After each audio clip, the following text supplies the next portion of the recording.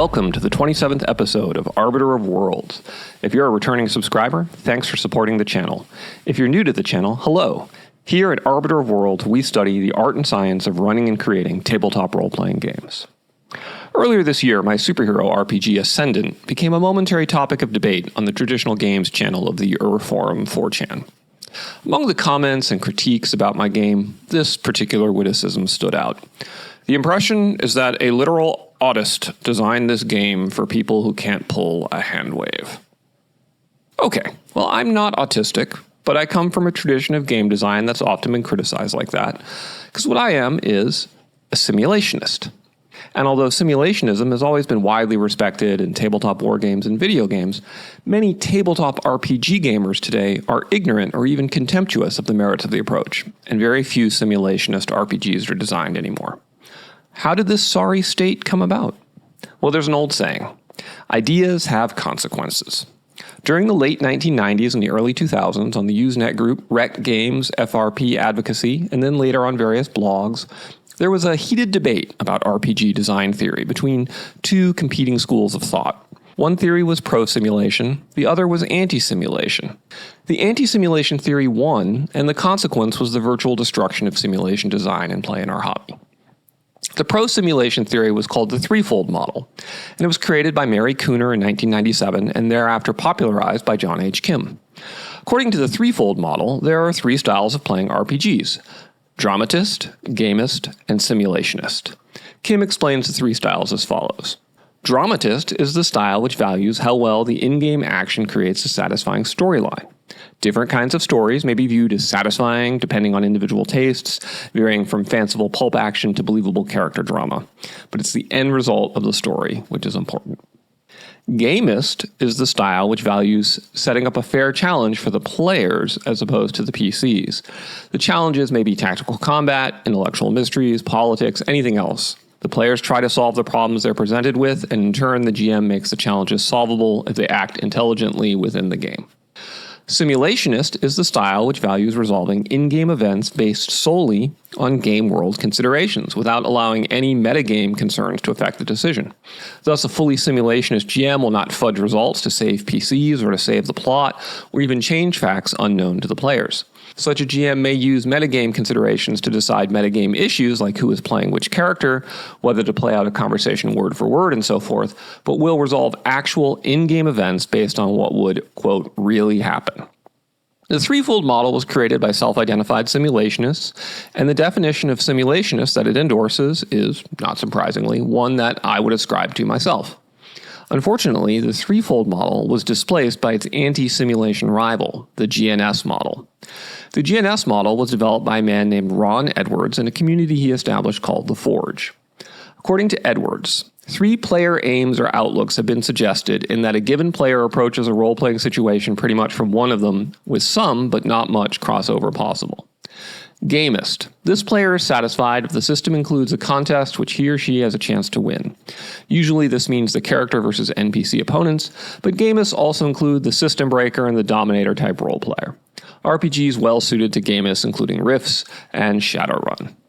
Narrativist. This player is satisfied if a role-playing session results in a good story. RPGs for narrativists include Over the Edge, Prince Valiant, The Whispering Vault, and Everway. And simulationist. This player is satisfied if the system creates a little pocket universe without fudging. Simulationists include the well-known subtype of the realist. Good games for simulationists include GURPS and Pendragon. Now, to a first approximation, Edwards' GNS model seems quite similar to the threefold model, which soon became called the GDS model to differentiate it. However, the similarity was merely superficial. The original threefold model was merely descriptive. Edwards' theory was prescriptive. Edwards writes, "One of the biggest problems we observe in RPG systems is that they often try to satisfy all three outlooks at once. The result, sadly, is a guarantee that almost any player will be irritated by some aspects of the system during play. RPG system design cannot meet all three outlooks at once. I suggest that building the system specifically to accord with one of these outlooks is the first priority of RPG design. A good system is one which knows its outlook and doesn't waste any mechanics on the other two outlooks." This is an altogether remarkable claim, Edwards is asserting the desire for a good story, a good game, and a good simulation are utterly incompatible. So incompatible that any game that tries is, in his words, quote, incoherent. That is, according to Ron Edwards, there are three possible styles of play, gamist, narrativist, and simulationist, but only one type of play is possible in any given design, and the first priority of RPG design is to pick a type and build a system that reflects it, and only it. Now, on its face, there was nothing about GNS that initially seemed to be antithetical to simulationism. It even included simulation as one of the three styles of play. But Edwards was, to quote himself, a hardcore narrativist. And as he elaborated his GNS theory further, he became an avowed enemy of simulationist play. In April 2001, on his site The Forge, he wrote, "Simulation is not an actual outlook or goal, unlike narrativism or gamism, nor is it a design dial, as many have suggested. No, we think simulationism is a form of retreat, denial, and defense against the responsibilities of gamism or narrativism. These two outlooks acknowledge, even require, author stance, and they acknowledge the potential of personal failure in role-playing. The gamist can lose. The narrativist can look on results and say, that story stunk and it was my fault. Simulationism consists of a retreat from these dangers." I'm not cherry-picking. Edwards goes on and on about how terrible simulationists are. The full thread has to be read to be believed. By 2004, Edwards had gone further, and he condemned everyone who enjoyed simulationist RPGs as, quote, brain damaged. He defended this claim at length as well.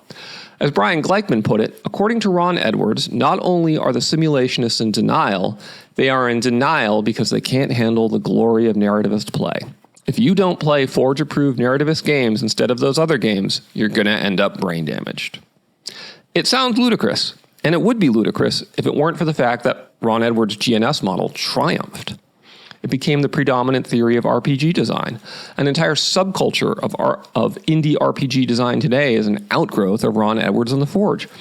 Edwards' many epigones design and play games like Burning Wheel, Fate, Apocalypse World, and countless other narrativist RPGs, and they remain explicitly averse to simulationism.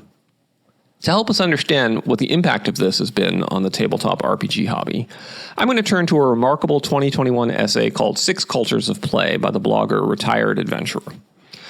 According to Retired Adventurer, the first culture is the classic culture. He explains classic play is oriented around the linked progressive development of challenges and PC power, with the rules existing to help keep those in rough proportion to one another and adjudicate the interactions of the two fairly.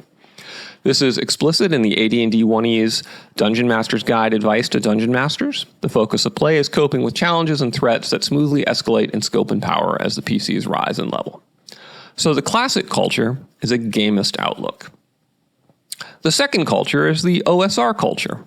Retired Adventurer says that we need to distinguish the progressive challenge-based play of the classic culture from the variable challenge-based play of the OSR.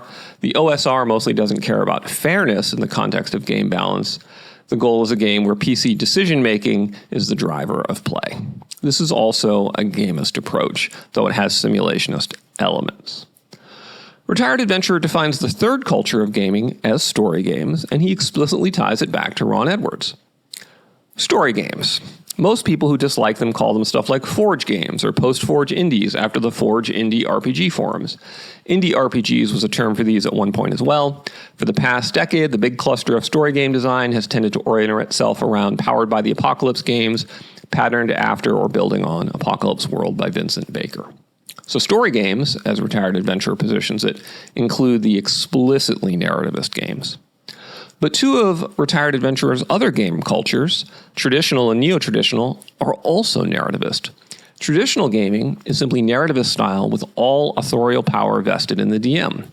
Trad holds that the primary goal of a game is to tell an emotionally satisfying narrative, and the DM is the primary creative agent in making that happen, building the world, establishing all the details of the story, playing all the antagonists, and doing so mostly in line with their personal tastes and vision. The PCs can contribute, but their contributions are secondary in value and authority to the DMs. If you ever hear people complain about or exalt games that feel like going through a fantasy novel, that's Trad. Trad prizes gaming that produces experiences comparable to other media like movies, novels, televisions, myths, and its values often encourage adapting techniques from those media. So that is definitely narrativist. Neo-traditional is similar, but with the players in the driver's seat. Neo-trad basically agrees with trad that the goal of the game is to tell a story, but it deprioritizes the authority of the DM as the creator of that story, and it elevates the players' roles as contributors and creators. The DM becomes a curator and facilitator who primarily works with material derived from other sources, publishers and players in practice. Neo-trad culture has a different sense of what a story is. It's one that focuses on player aspirations and interests and their realization as the best way to produce fun for the players. So of the 6 cultures of contemporary gaming, 2 of them are gamist and 3 are narrativist. It's classical and OSR are gamist, traditional story and neo-trad are narrativist. The 6th culture he describes, Nordic LARP, focuses on an experimental immersion in live activities. It lies well outside the domain of GNS theory, so we won't discuss it. But none of the 6 cultures are particularly related to simulationism. As an avowed simulationist, I think this is tragic. Simulation has been neglected for far too long in our hobby. And if I can achieve one thing as a game designer, my hope is to create a simulationist renaissance. I want to build a flourishing simulationist culture that has confidence in its playstyle in the face of those who deride us as autistic, brain damaged, and in denial. In future videos, I'm going to do a deeper dive into exactly what I mean by simulationism and answer the various objections that usually arise from that style of play. For now, I will simply say that if what you want from a role-playing game is a living, breathing world in motion, one in which the game rules function as the natural laws of the simulated world, and the players are endowed with the agency that only objective mechanics and impartial game mastering can provide, if that's what you want in your RPG, then you are part of the simulationist renaissance. That's all this week. Please simulate pressing the like and subscribe buttons on your monitor, and I will see you next week.